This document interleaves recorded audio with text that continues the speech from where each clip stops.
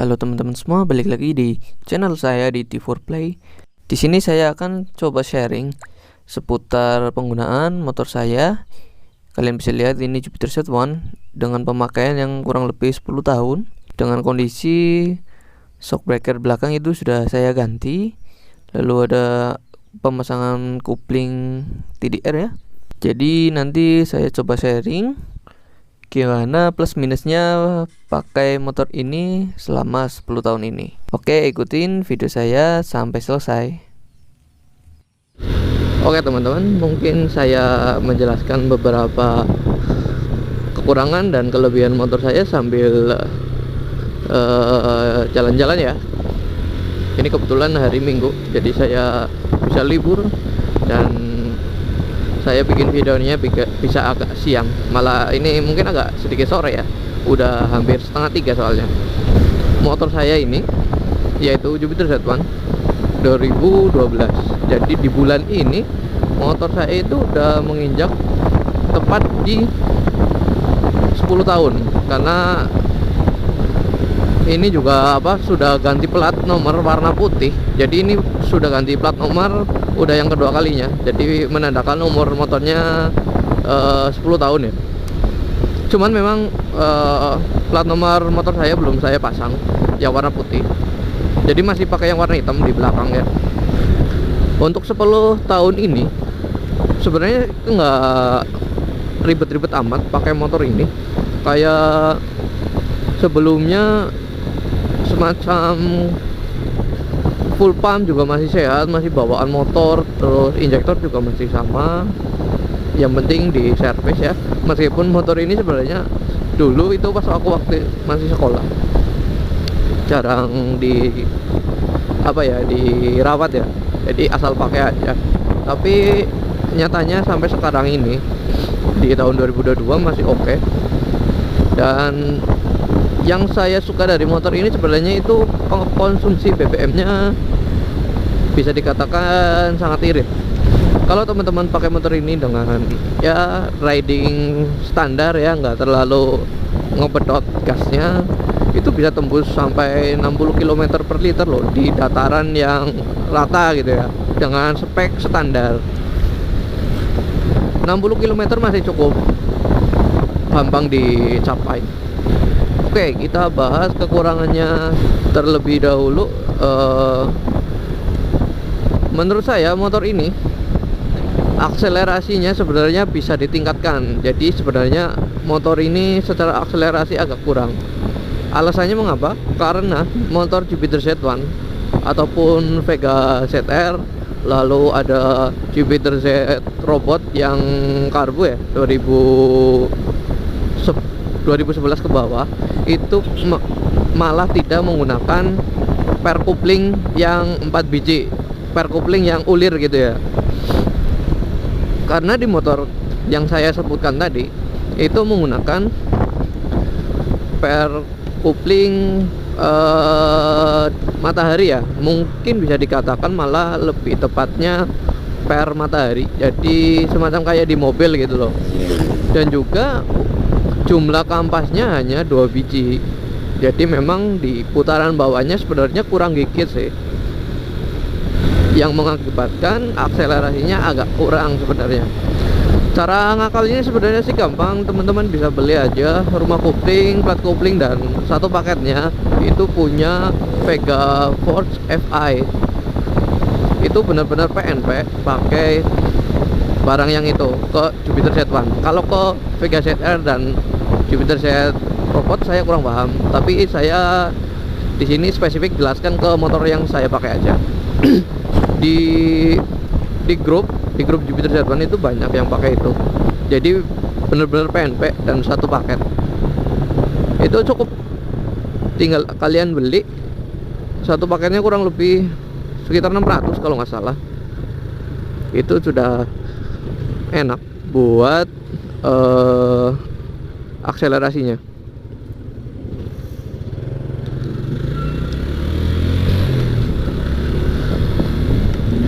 Cuman karena saya kebetulan ada budget lebih, jadi saya pakai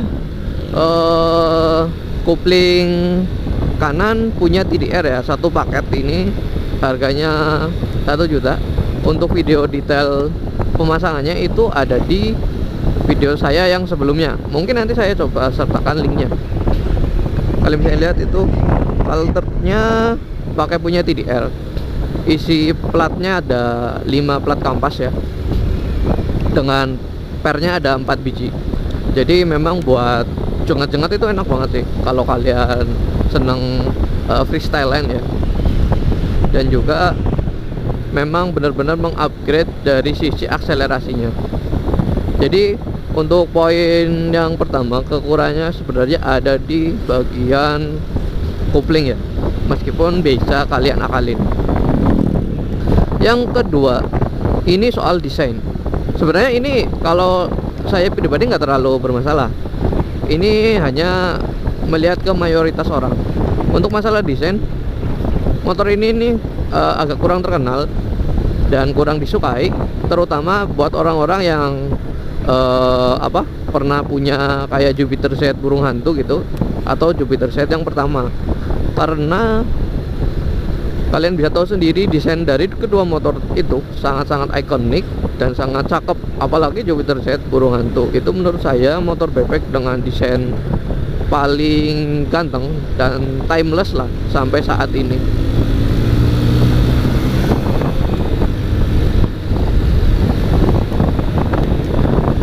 Cuman kalau saya pribadi sebenarnya nggak terlalu bermasalah untuk motor ini secara desain, kecuali untuk Jupiter Z Cargo ya, karena ini sebenarnya garis desainnya hampir sama, cuman ada beberapa upgrade ya di bagian sen dan lampu belakang itu agak sedikit berbeda kayak gitu. Yang saya komplain sebenarnya lampu belakangnya dengan desain seperti itu.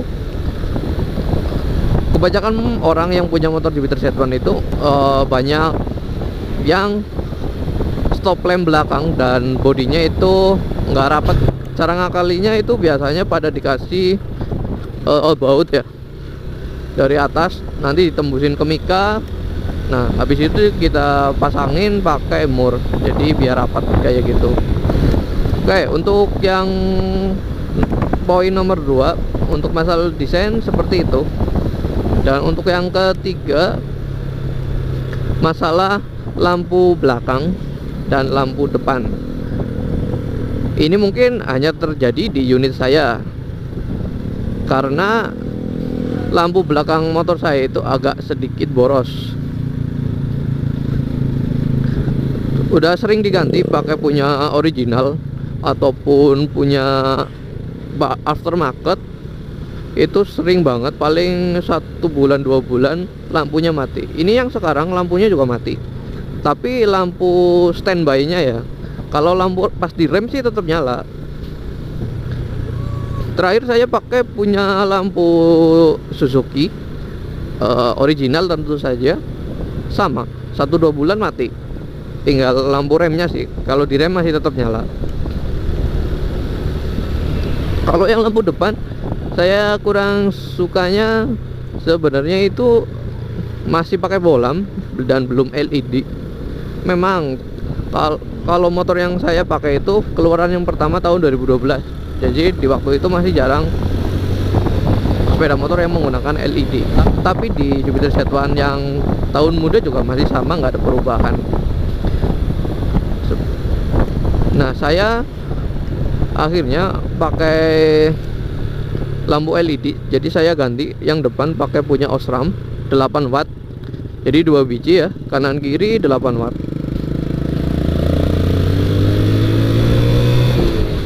Dan untuk sampai saat ini, dengan pemakaian kurang lebih sekitar 2 tahun, itu lampunya masih sangat prima, masih terang, nggak ada yang mati ataupun mikanya kosong. Pokoknya masih mantep lah.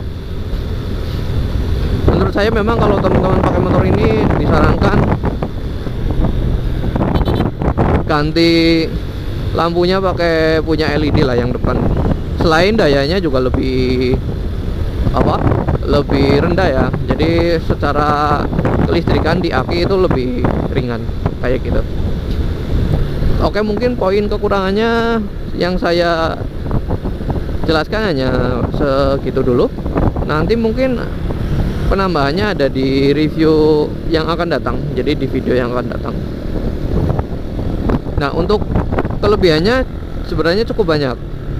Jadi motor ini kan hanya 113 cc ya, dibulatkan jadi 115. Secara power saya cukup impresif dengan motor ini. Motor ini memang lumayan terkenal di luar sana dengan mesin yang cukup mantap, karena memang di waktu rilisnya itu motor ini digunakan ataupun ditujukan buat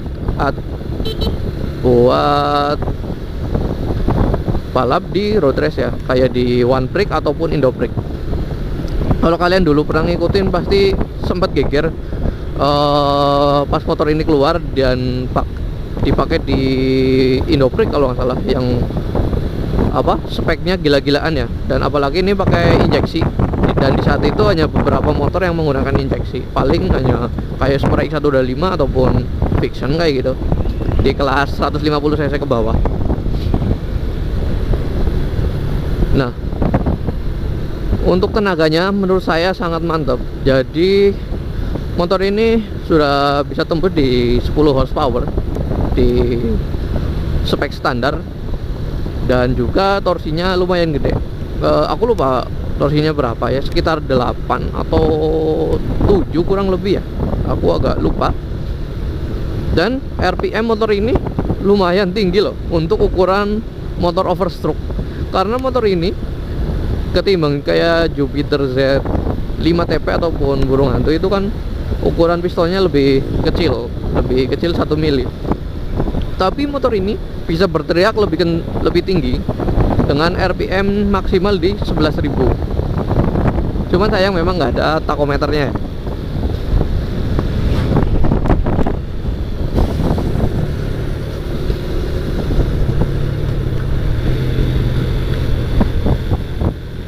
Kalau kalian pernah nyoba, punya temen atau punya sendiri pakai motor Jupiter Z pasti sangat suka lah di gigi ketiga dan gigi keduanya. Kalau gigi keduanya itu lumayan masih galak torsinya ya, dan gigi tiganya itu nafasnya cukup panjang. Dan juga untuk top speed sebenarnya ya nggak tinggi-tinggi banget, karena gear depan dan belakang itu standarnya kan di 13/41 ya. Namun di motor saya itu pakai yang 14/41, jadi biar top speednya agak sedikit lebih naik ya. Pas standar sih top speednya paling nyampe 110, itu juga udah mentok banget dan butuh trek yang panjang. Karena saya dulu pengen upgrade, jadi motor saya ini untuk informasi sudah di-upgrade ke 125 cc. Jadi naik di 52,5 mili bagian diameter pistonnya, dengan ditambahkan porting tentu saja biar menambah akselerasi, dan jadinya enak banget. Untuk masalah top speed di 125 cc punya saya itu sebenarnya nggak naik tinggi banget. Kalau di speedometer itu di sekitar 120 lebih dikit lah, dengan ban depan ukuran 80/80. Memang masalah top speednya nggak tinggi banget, tapi akselerasinya itu sangat-sangat menaik drastis. Meskipun pas belum saya pasang kopling manualnya ya. Jadi kan dulu itu saya upgrade cc-nya ke 125 cc plus porting, tapi belum saya pasang kopling manualnya. Itu pun sudah cukup terasa dari segi tenaga dan akselerasi cukup galak. Kalau di GPS pernah saya coba itu nyampe 110 km/jam itu pakai GPS aplikasi ULIC kalau nggak salah namanya, yang ada di Play Store ya. Memang sih sebenarnya nggak beda jauh kalau cuma naik segitu, cuman ya akselerasinya itu loh yang saya cukup suka. Nah, untuk kelebihannya kayak gitu, yang saya sangat suka di sisi tenaganya. Nah, kalau masalah bensinnya itu yang saya sangat suka di motor ini, itu sudah saya jelaskan tadi di awal video ya. Bisa nyampe 60 km per liter. Kalau di kondisi motor saya yang sekarang itu paling 50 sampai 51 km per liter, karena memang kalian tahu sendiri motor saya sudah saya upgrade dan juga saya porting, jadi otomatis secara konsumsi BBM itu sedikit lebih boros ya, tapi itu masih dalam tahap wajar kok. Nah, proyek kedepannya mungkin saya nanti akan coba ganti punya paketan BRT ya, bor BRT yang 130 cc. Kalian bisa lihat sendiri, ini lagi di jalan baru ya yang ada di Tambak Kerja. Mungkin ini masuknya Cisumur ya. Tempatnya lumayan lebar dan jalannya cukup halus. Kemarin saya tes top speed memang di sini dengan menggunakan GPS yang bisa tembus 110 km per liter, karena ini memang speedometernya mati. Tapi kalau dulu pas masih hidup itu memang top speednya masih bisa kuat di 120 lebih dikit lah.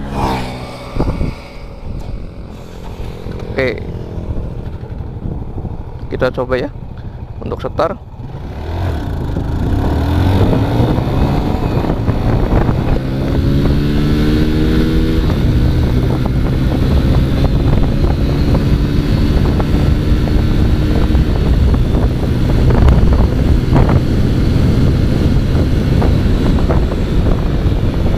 Di sini anginnya gede banget.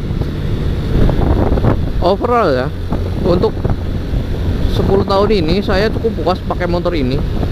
Meskipun sebenarnya dulu pengennya ganti ke MX-ing, cuman dananya kurang.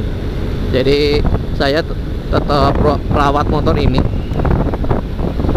Oke, mungkin apa ya, nggak banyak yang saya share untuk video kali ini.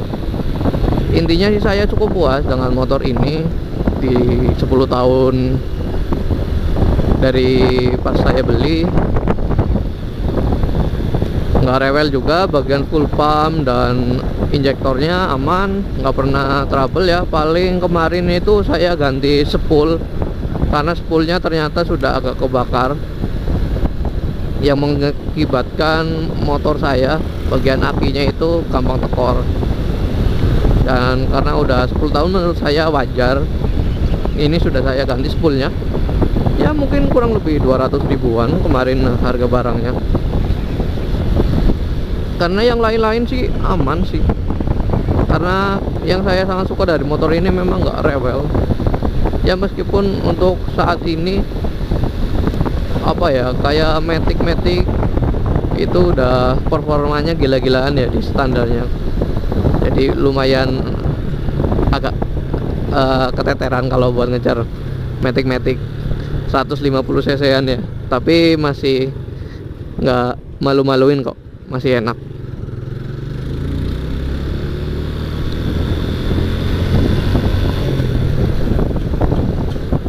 Ngomong-ngomong agak mendung nih.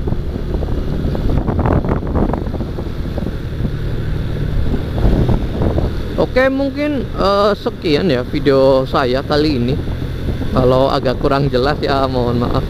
Kalian boleh kritik aja di kolom komen, ataupun mau tanya-tanya seputar motor saya, kalian bisa komen aja di bawah. Nanti coba saya jawab. Siapa tahu saya nggak menjelaskan di video yang ini ya. Ya meskipun nanti mungkin kedepannya di video yang akan datang saya akan bikin mungkin video reviewnya.